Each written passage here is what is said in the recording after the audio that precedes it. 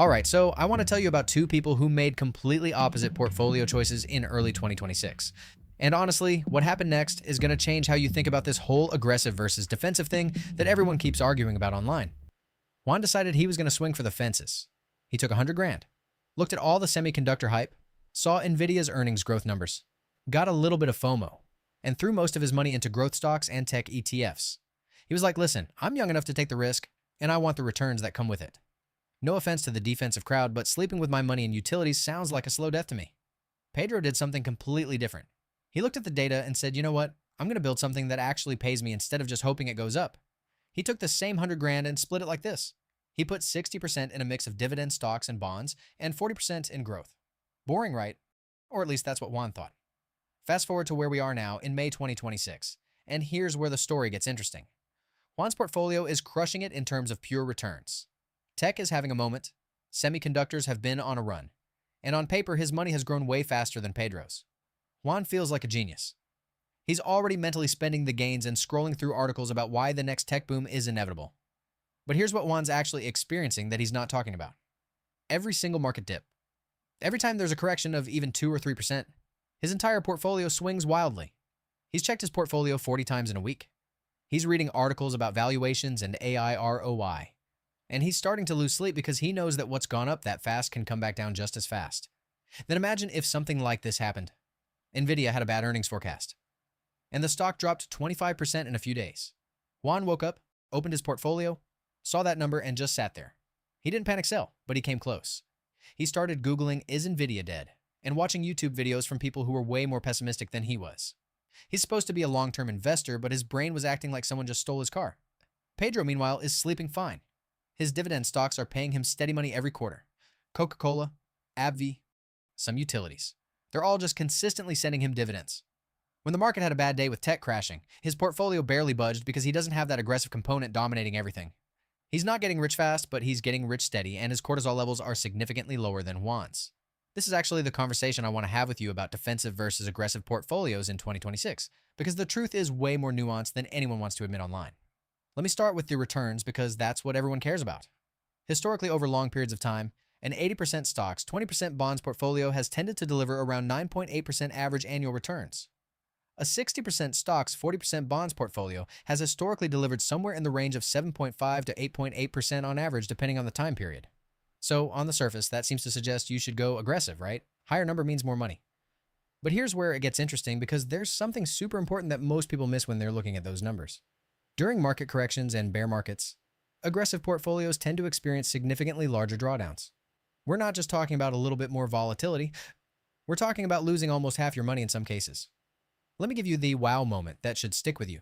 Let's say you have $100,000 in an aggressive portfolio and the market crashes and you lose 50%. You're down to $50,000.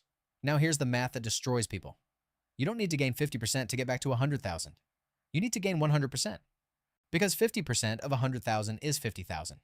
So you went from 50 to 100. That's a 100% gain. It takes way longer to recover from big losses because the math is working against you. Defensive portfolios tend to have smaller drawdowns, maybe 30% instead of 45%. That means your recovery time is also much shorter. You're back in the game faster.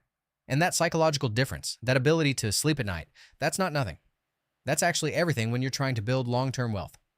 Now let me talk about what's actually happening in the semiconductor market right now, because this is where 2026 gets wild. Gartner is forecasting worldwide semiconductor revenue to exceed $1.3 trillion in 2026. That's with a 64% growth rate. Now that number probably sounds insane, so let me explain what's actually driving it. There's something called memflation happening right now. Memory chip prices are exploding. DRAM prices are expected to increase by 125% in 2026. NAND flash prices by 234%.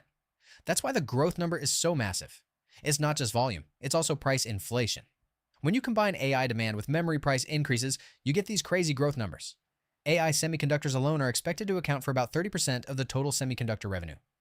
Data center semiconductors are expected to hit $477 billion. These are growth numbers that genuinely make your head spin. The industry is in what analysts are calling a giga cycle. NVIDIA is still the golden child right now. Their fiscal 2026 revenues are expected to grow 62.4% year over year, with earnings growing 55.5%. That's the kind of number that makes people take on insane amounts of debt to invest, because they think they're going to be millionaires. And look, some of them will be. But some of them are also going to panic sell at the worst possible moment, like Juan almost did. TSMC is expecting 30% revenue growth in 2026. Their machinery is running at full capacity, and they're probably the only company that can actually make the advanced chips that everyone needs.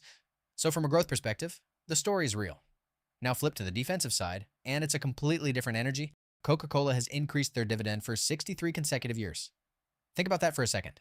63 years of just automatically raising the amount of money you're making even when the economy is having problems. Today, that's a 2.6% yield. In 10 years, it might be 4%. AbbVie in healthcare has been reliable through recessions and is paying consistent dividends. Utilities are trading at what looks like a discount to the broader market right now, while still delivering earnings growth and paying around 3% in dividends. And here's the thing that's really interesting. Utilities are getting a boost right now because AI data centers need massive amounts of electricity. So defensive stocks are getting some unexpected tailwinds. The consumer staples sector as a whole is having this moment right now where people are realizing that when the economy gets weird, people still need to buy food and shampoo and basic stuff. So the companies that sell that stuff just keep making money without requiring the economy to be booming. And they pay you dividends for being a shareholder. It's not sexy, but it's real, and it's reliable. Here's the thing that research from behavioral finance actually shows us.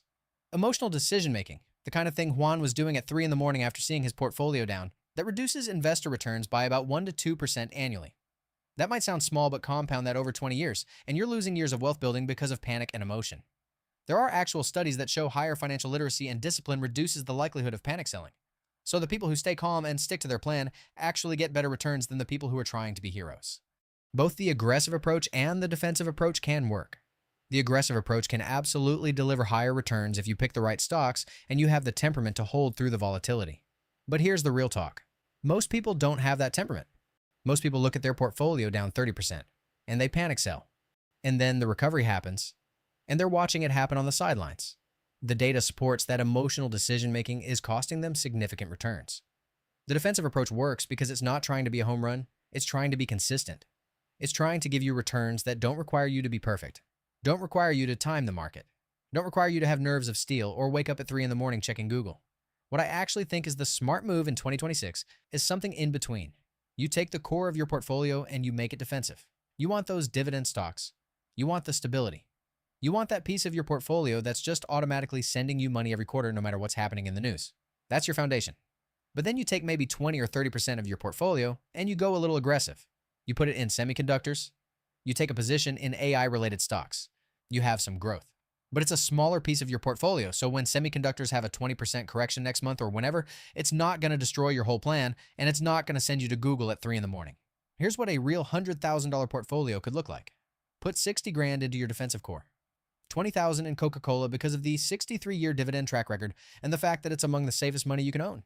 15,000 in a utilities ETF because they're getting that boost from AI data centers needing power, and they've been among the most stable performers historically.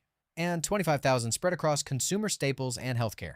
You're generating somewhere around $2,500 to $3,000 a year in pure dividend income. That's money that shows up whether the market is up or down, or whether you're sleeping well at night or checking your portfolio at 3 in the morning. Then take the remaining 40 grand and go long growth. Put 15 grand in semiconductor ETFs to get broad exposure without having to pick individual winners and losers. Put 15 grand in a tech growth fund for broader exposure to the AI boom. And keep 10 grand in cash so that when the market has a bad week or a bad month, you have capital to deploy instead of being forced to hold and panic. The really interesting thing about this approach is that when the market is up and semiconductors are crushing it, you're making great returns. When the market corrects and growth stocks tank, you're still getting those dividend payments from your defensive stocks. You're not losing money, you're just having a slower week. And that psychological difference means you're going to stay the course instead of panic selling and locking in losses. I also think what a lot of people don't realize is that dividend growth is almost free money if you pick the right stocks. Coca-Cola has raised their dividend almost every year for over 6 decades. That means the yield on cost keeps getting better. If you bought Coca-Cola 10 years ago at a 2% yield and held it, your yield on cost might be 4% or higher now just because they keep raising the dividend. That's automatic wealth building that doesn't require the stock price to move at all. The aggressive players online like to make fun of dividend stocks. They're like, oh, boring. The stock market went up 20% this year, and your dividend is only 4%. But what they're not accounting for is how many of them panic sold in the middle of the crash that caused that 20% return. Once you factor in the emotional decisions and the bad timing, the defensive crowd is often getting better real-world returns. Now, here's my honest take on 2026. I think defensive should be your core because the risk-adjusted returns are better and because it takes the emotions out of the equation. But I also think you need some growth because we're in a semiconductor supercycle right now, and AI is reshaping how the economy works. You'd be leaving money on the table if you had zero exposure to that. Find your blend. Build your core with defensives that pay you. Then take some calculated risks on the growth side. That's the move that works for actual humans trying to build actual wealth. It's not the sexiest answer, and it's not going to make you a millionaire in 12 months. But it's the answer that actually works in real life for real people with real jobs and real stress and real emotions. Juan and Pedro should both be doing exactly that instead of going all in on either side. Because the best portfolio is the one you can actually stick with through the good times and the bad times. And that's the real secret.